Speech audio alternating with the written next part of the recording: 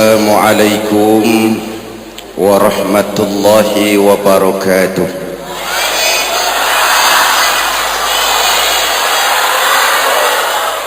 Alhamdulillahi wahdah, sadaqa wa'dah wa nasara 'abdah, wassalatu wassalamu ala man la nabiyya ba'dah, Sayyidina Muhammad ibn Abdullah wa ala alihi wa sahbihi wa mawalah, amma ba'du. Saudara-saudara kaum muslimin yang saya cintai, perjalanan waktu telah mengantarkan kita memasuki Ramadan. Kata orang, jauh berjalan banyak dilihat, dan pengalaman adalah guru yang paling bijaksana.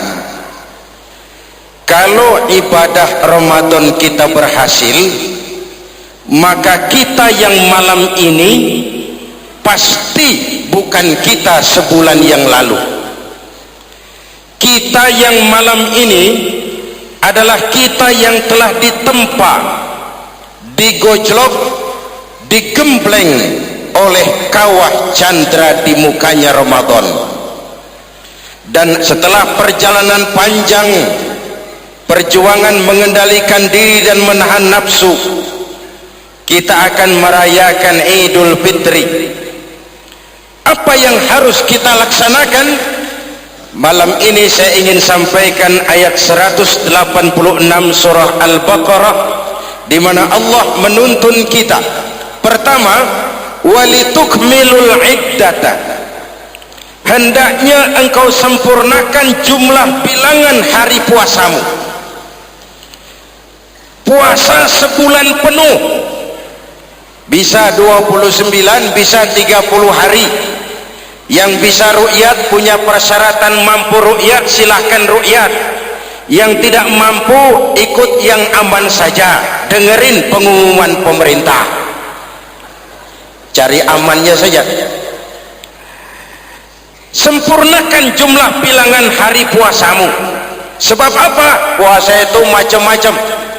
Ada yang puasa model beduk, depan rapat, belakangnya kosong, cuman pembukaan. Ada juga yang pembukaan, pertengahan, dan penutupan. Ada juga yang penutupan saja, mau dapat Lailatul Qadar.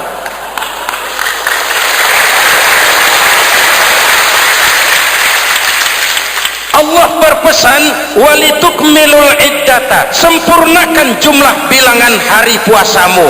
Puasa itu sebulan penuh.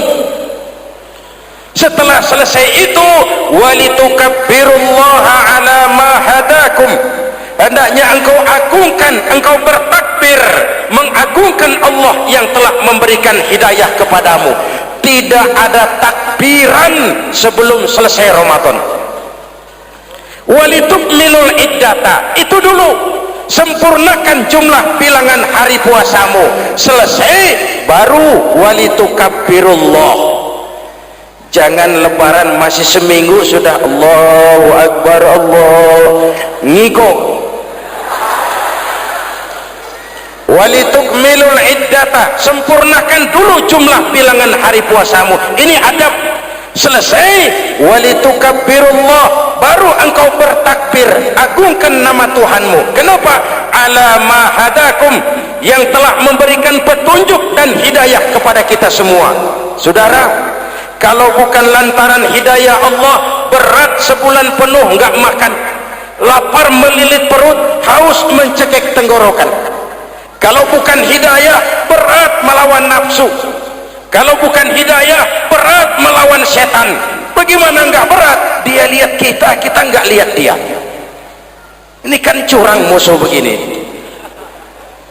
Semata-mata karena hidayah dari Allah. Intan paling mahal, mutiara paling berharga, tidak lain adalah hidayah. Saudara lihat dalam sejarah, kadang-kadang anak Nabi tidak dapat hidayah, tidak terpanggil mengikuti kebenaran. Kan'an anak Nabi Nuh, betul?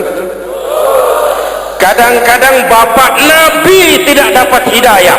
Azar bapaknya Nabi Ibrahim. Ibrahim penegak tauhid, bapaknya produsen berhala. Kadang-kadang istri Nabi tidak mendapat hidayah, kafir, istrinya Nabi Lut. Kadang-kadang paman Nabi tidak dapat hidayah, ingkar, Abu Jahal, Abu Lahab, paman Nabi kita.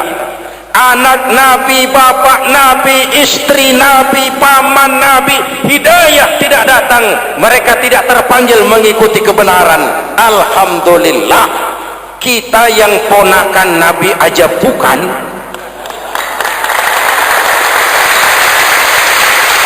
kita diberikan hidayah. Dengan bekal hidayah itulah kita masuki nuansa Ramadan, berjuang melawan nafsu, membina takwa, melatih ridha, dengan lapar melilit perut, dengan haus mencekik tenggorokan. Allahumma lakasumtu, Tuhan, untuk Engkau saya laksanakan ibadah ini. Oleh karena itu, jaga hidayah ini baik-baik, karena dia merupakan intan paling mahal, mutiara paling berharga dalam kehidupan kita. Diberikan kita kedudukan yang tinggi, alhamdulillah. Diberikan kita harta yang banyak, alhamdulillah. Tapi itu semua belum ada artinya ketimbang yang bernama hidayah. Maka hidayah inilah yang harus kita jaga baik-baik. Hidayah inilah yang harus kita pelihara. Kita bertakbir kepada Allah, mengagungkan nama Allah yang telah memberikan hidayah kepada kita.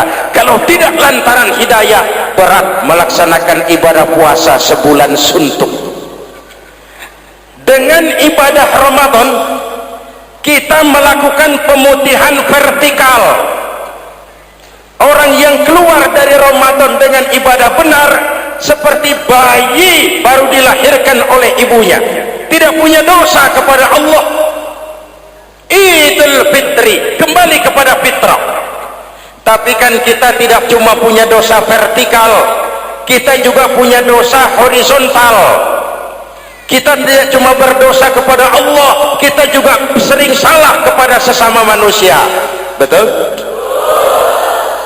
Inilah momen lebaran itu. Dosa kepada Allah, taubat langsung kepadanya, sonder calok. Dosa kepada sesama manusia, saling memaafkan. Sebab apa? Satu hadis meriwayatkan, selesai sholat id, sahabat mendengar Rasul mengucapkan amin sampai 3 kali. Amin, amin, amin. Heran sahabat, gak ada angin, gak ada hujan, amin 3 kali ya Rasul, ada apa? Kamu nggak tahu? Nggak tahu. Barusan selesai sholat, malaikat Jibril turun. Lalu Muhammad, saya mau berdoa kepada Allah, mau kamu aminkan? Silakan Jibril, berdoalah, saya akan mengaminkan. Jibril berdoa, Rasulullah amin. Doanya 3 macam permohonan, Nabi 3 kali mengucapkan amin. Kalau malaikat Jibril yang doa, Nabi yang mengaminkan. Kalau bahasa Inggris, ilokan. Ilokan nih doa meleset. Apa iya? Ma iya? Apa doanya? Pertama, ya Allah, hari ini 1 Syawal, doa malaikat Jibril, saya mohon kepadamu, jangan engkau terima puasa dan ibadahnya anak yang durhaka kepada ibu bapaknya. Rasulullah mengucapkan amin. Jelas? Belum tentu memang setiap kita orang tua, tapi pasti setiap kita anak. Jikalau anak punya ibu dan bapak, seorang anak yang puasa Ramadan, tarawih malam hari, bayar zakat, tadarus Al-Quran, jikalau sudah durhaka kepada kedua orang tuanya, didoakan oleh malaikat Jibril, diaminkan oleh Nabi supaya puasa dan ibadahnya tidak diterima. Na'udzu. Maka selesai sholat Idul Fitri, tugas yang paling utama minta ridho ibu dan bapak. Satu. Yang kedua, ya Allah, hari ini 1 Syawal, saya mohon kepadamu, jangan engkau terima puasa dan ibadahnya istri yang durhaka kepada suaminya. Rasulullah mengucapkan amin. Jangan engkau terima puasa dan ibadahnya istri yang durhaka kepada suaminya. Ibu-ibu tanya, Pak, kalau suami yang durhaka sama istrinya bagaimana, Pak? Nah, ibu-ibu, Rasulullah tidak menjelaskan itu.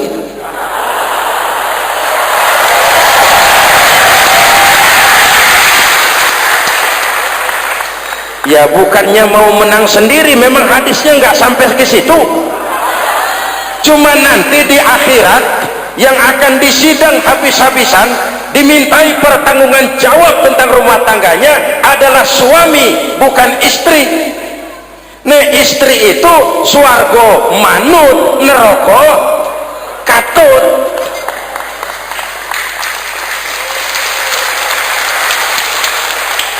Yang ketiga, ya Allah, hari ini 1 Syawal, saya mohon kepadamu, jangan engkau terima puasa dan ibadahnya muslim yang tidak mau memaafkan sesama saudaranya muslim. Memberi maaf lebih berat daripada minta maaf, tapi memberi maaf lebih mulia daripada meminta maaf. Kalau kita sudah minta maaf, orang tidak mau memaafkan, itu tanggung jawab dia kepada Allah. Orang macam itu yang tidak mau memaafkan sesama saudaranya, didoakan agar puasa dan ibadahnya tidak diterima oleh Allah Subhanahu. Riwayat lain menceritakan, satu hari Nabi lagi kumpul dengan sahabat. Nabi tanya, saudara-saudara, atadruna manil muflis? Tahu nggak kamu siapa orang yang bangkrut, orang yang sial, orang yang celaka? Siapa? Macam-macam jawaban sahabat. Ada yang bilang, al-muflisu fina man la dirham lahu wala mata'. Menurut pendapat kami, orang yang sial, yang bangkrut, yang kagak punya duit. Apalagi mau lebaran kayak begini, bangkrut bener. Kadang-kadang yang habis belanja pulang bukan langsung ke rumahnya, ngeneng-ngeneng di depan tetangganya, manas-manasin orang. Hadirin yang saya hormati, semua diukur dengan kacamata materi. Apa jawab Nabi?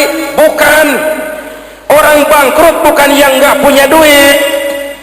Orang bangkrut itu orang yang nanti di hari kiamat datang menghadap Allah dengan membawa pahala sholat, pahala zakat, pahala puasa, karena di dunia rajin ibadah.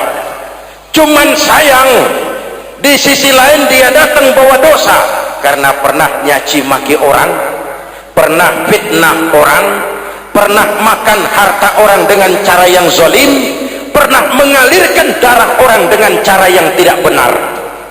Enak dia setor, Tuhan lapor, ini pahala sholat saya, ini pahala puasa saya, ini pahala zakat saya mau ke surga. Datang orang, ntar dulu Tuhan, sabar. Ini orang memang di dunia rajin puasa, tapi saya pernah dicaci maki, lidahnya kotor, omongannya tajam, hancur hati saya oleh ucapannya. Panggil sini, Mas. Benar ini orang pernah kamu caci maki, kamu lontarkan kata-kata pedih dan kotor, kasar? Iya. Siniin pahala sholatmu, kasihin orang yang kau caci maki, kasihin.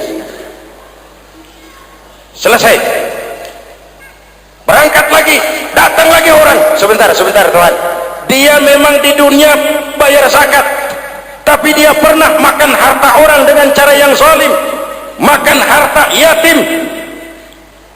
Jadi pengurus yatim, yatimnya lapar, pengurusnya yang pada kenyang.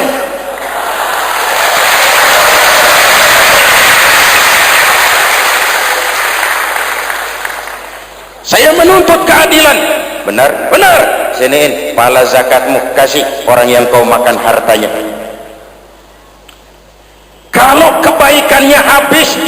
nagih datang terus, apa yang terjadi? Dosa orang yang dia sakiti diambil, diberikan kepada dia. Bangkrut nggak? Pahala dipretelin, dosa dikasih. Modal boros, tagihan utang datang terus. Bangkrut bin bangpak alias sial dangkalan. Tahu sial dangkalan? Itu namanya udah jatuh ketiban ember, jatuhnya sakit, ketiban embernya bonyok. Kita tidak ingin jadi manusia yang rugi dan bangkrut. Karena itu, jikalau ibadah Ramadan memperbaiki hubungan kita kepada Allah, maka Idul Fitri dengan silaturahmi lebarannya memperbaiki hubungan antar sesama manusia, agar kita jangan termasuk golongan orang-orang yang bangkrut. Karena cuma baik hubungannya kepada Allah, tapi tidak baik hubungannya dengan sesama manusia.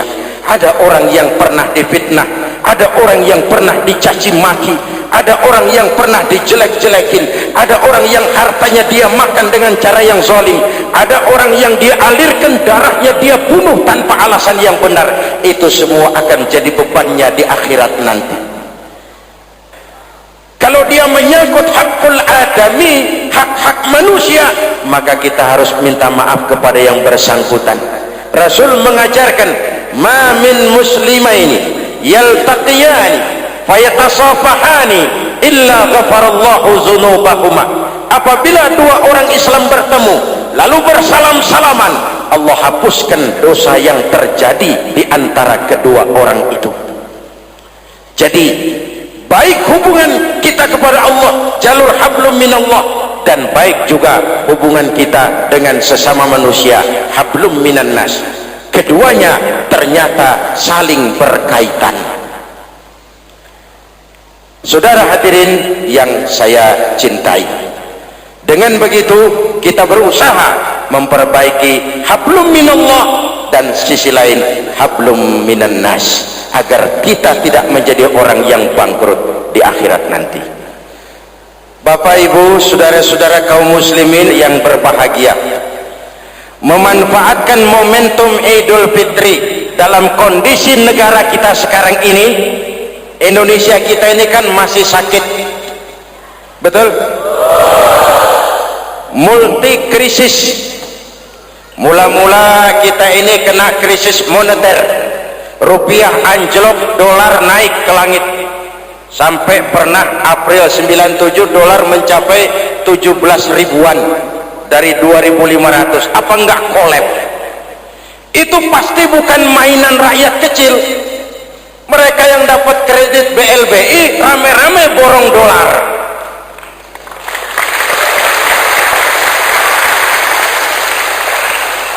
Kita mah bocah kampung boro-boro borong dolar, ngeliat juga tumben. Akibat krisis moneter muncul yang lebih makro, krisis ekonomi. Perusahaan besar ambruk, konglomerat terpuruk, PHK di mana-mana, pengangguran meningkat, kriminal meningkat. Seiring dengan itu muncul yang lebih parah, krisis kepercayaan.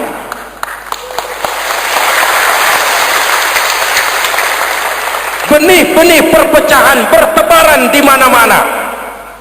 Dampaknya masih sangat terasa sampai sekarang ini. Kita lihat sekarang ini, Aceh belum selesai, Papua minta merdeka,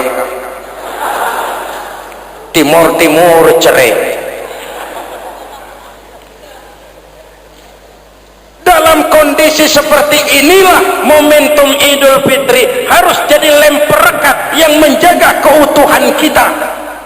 Sampai Rasulullah berpesan, tiga pesan utama beliau yang saya sampaikan malam ini. Pertama, silman qata'ak, bersilaturahmilah kau kepada orang yang marah denganmu.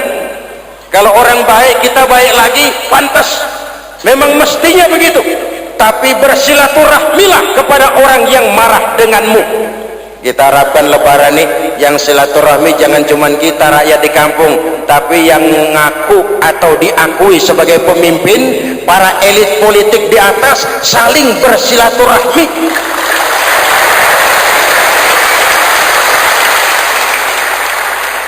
Kalau mereka rukun di atas, kita di bawah ngelihatnya enak. Betul? Tidak ada orang akan di atas kalau tidak disokong dari bawah. Kita ini seperti rumah, walaupun genteng di atas, nggak boleh genteng ngomong seenaknya. Genteng ngomong sama tiang, saudara tiang, kamu enak, saya setengah mati. Hujan kehujanan, panas kepanasan. Kadang-kadang anak-anak nakal saya disambitin. Kata genteng. Yang jadi tiang ngomong, teng. Kata tiang, ngomong jangan sembarangan, teng. Kamu kira kamu bisa nongkrong di atas, itu gara-gara siapa, teng? Kan saya sokong dari bawah, kata tiang. Kalau saya miring, kamu ambruk, teng. Kamu jadi pejabat tinggi, kamu jadi anggota DPR, kamu jadi anggota MPR, kami rakyat yang angkat.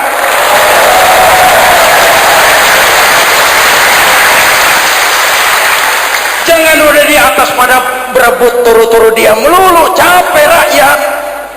Ada yang jadi anggota dewan cuman pengen petatang peteteng, cari prestise dan gengsi. Ada yang cuma jadi trompet kekuasaan, pokoknya apa kata kekuasaan akur, setuju.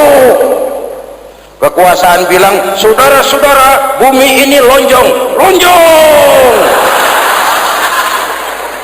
Lalu rakyat dapat apa dari wakil kayak begitu?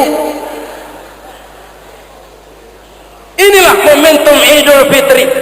Mari kita manfaatkan silaturahmi. Jangan mewarisi sifat dendam, karena dendam tidak akan menyelesaikan persoalan.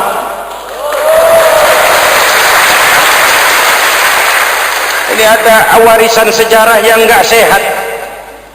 Di zaman Bung Karno, sampai Bung Karno jadi presiden seumur hidup, Bung Karno dikenal sebagai tokoh revolusioner. Nggak sepaham sama Bung Karno, cepat-cepat dianggap ini kontra revolusi. PKI berontak, Bung Karno jatuh, muncul orde baru. Bung Karno disebut orde lama. Yang nggak cocok sama orde baru, wah itu orang orde lama. Lalu reformasi, orde baru lengser, jadi lagi alat yang nggak cocok sama golongannya, wah itu orang orde baru. Kapan selesai urusan? Kalau kita terjebak dengan budaya dendam, naik ini babat itu, naik itu sikat ini, kapan mau selesai? Rasulullah lahir di Mekah, perjuangannya dihambat, dicaci maki, dilontari kotoran onta, sahabatnya dibantai, diancam mau dibunuh, hijrah ke Madinah. Setelah di Madinah jadi besar, tentaranya kuat, pengikutnya banyak, pasukannya hebat. Satu saat beliau masuk kembali ke kota Mekah dengan kekuatan full, tentara yang gagah, Quraisy pucar kacir. Ini nih Muhammad yang dulu kita caci maki, yang dulu kita ancam mau kita bunuh, yang kita usir, sekarang dia masuk dengan tentaranya yang hebat. Kalau dia menuntut balas, habis kita sekarang ini. Apa jawab Nabi? Beliau turun dari punggung onta, lalu pidato dengan tawatu. Saudara-saudara, al-yauma yaumul marhamah. Ini hari yang penuh kasih sayang. Walaupun dulu kau usir aku dari sini, kau sambiti aku, kau bantai pengikutku, aku datang bukan membalas dendam. Ini hari yang penuh kasih sayang. Tidak akan ada pertumpahan darah. Yang masuk Masjidil Haram aman, yang masuk rumah Abu Sufyan aman. Dihormatinya ketokohan Abu Sufyan di depan pengikutnya. Ini akhlak. Kenapa orang macam Mandela lebih bisa mencontoh Rasul daripada kita?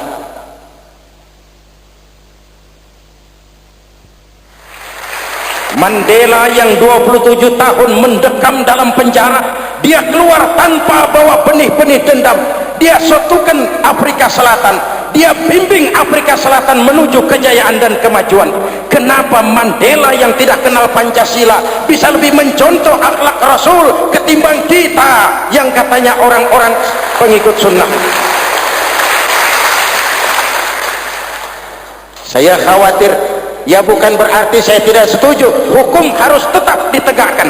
Tapi kalau terus cari kambing hitam, kambing hitam, kambing hitam, kapan kita dewasa? semua usut, saya khawatir nanti pun satu saat Nabi Adam bakal diusut. Kenapa dia makan buah khuldi, kita jadi keleleran di Lebak Bulus begini? Kalau enggak kan kita masih di surga itu. Mari kita dewasa, mari introspeksi. Silman qata'ak. Mudah-mudahan nanti lebaran kita pengen lihat nih, kalau yang di atas sudah pada satu, kita yang di bawah enak. Tapi kalau memang pada ribut juga, kita yang di bawah jangan ikut-ikutan, nonton aja, nonton. Giliran rame tepuk tangan. Namanya elit susah ditebak. Nih hari dia berebut beda pendapat, ntar malam dia makan bareng. Kita di bawah udah kedongan ngasah golok, kan berapa urusan. Sekarang udah nggak zaman yang ngerahin masa, sekarang adu argumen, biar rakyat tentukan mana yang lebih pantas. Hadirin yang saya hormati, silman qata'ak, bersilaturahmilah kepada orang yang marah denganmu. Momentum Idul Fitri harus meredam keberingasan, harus mencuatkan semangat persatuan dan kesatuan. Udah capek kita diobok-obok. Yang kedua, wa'ati man haramak. Ini masalah kepedulian. Berikan orang yang bakhil kepadamu, sampai orang yang pelit pun kasih. Kepedulian. Banyak anak-anak yatim kita, janda-janda tua. Kalau yang muda sih nggak usah dipikirin, dewan penyantunnya udah banyak aja. Orang-orang jompo, mungkin baju kita sudah kurang berharga di lemari kita, tapi sangat berharga ketika kita berikan kepada orang lain. Berbagi rasa, jangan ada yang lapar di samping yang senyum, jangan ada yang menangis di samping yang tertawa. Hadirin yang ketiga, wa'fu amman zalamak, maafkan orang yang berlaku zalim kepada dirimu. Maafkan orang yang berlaku zalim. Jangan mewarisi sifat dendam, karena Ramadan sudah melatih kita. Tidak akan menyelesaikan persoalan. Dengan semangat ini, maka persatuan, kesatuan, kerukunan dan kekompakan akan lebih mudah kita wujudkan. Kita ingin Indonesia esok lebih baik daripada sekarang ini. Amin. Dan tentu saja kita berharap banyak dari para pemimpin-pemimpin kita. Semoga lebih bersikap sebagai negarawan, bukan hanya sebagai politisi. Karena jujur saya ingin berkata, reformasi memang telah melahirkan politisi, tapi belum banyak melahirkan negarawan. Negarawan adalah orang yang ngayomi seluruh rakyat. Sekarang rakyat cuma di atas namakan, biar banyak banget. Kalau tidak mendukung dia, dianggap bukan rakyat. Biar dikit banget, kalau pendukungnya, itulah rakyat sejati. Ini pemimpin model apa kayak begini?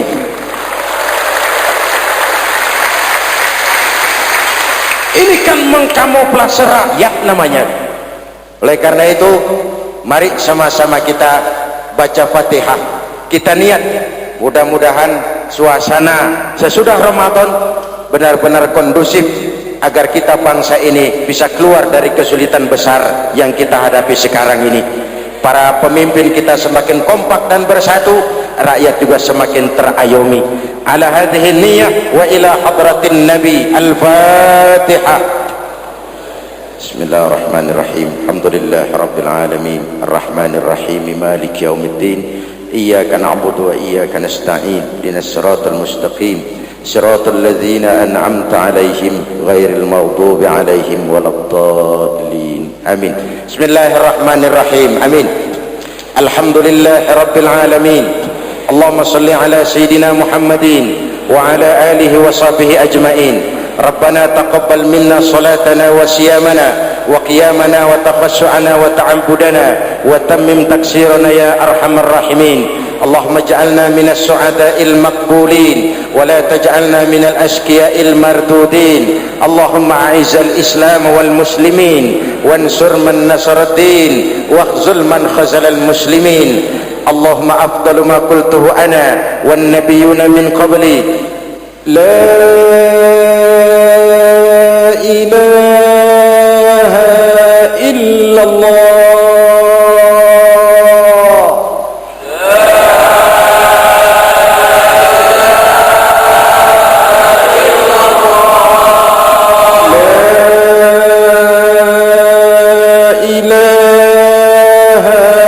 إلا الله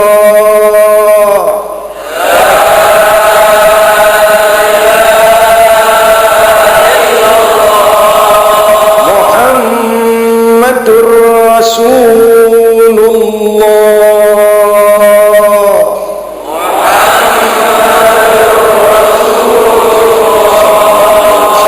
كلمة حق عليها نحيا وعليها نموت وعليها نبعث إن شاء الله من الآمنين برحمتك يا أرحم الراحمين.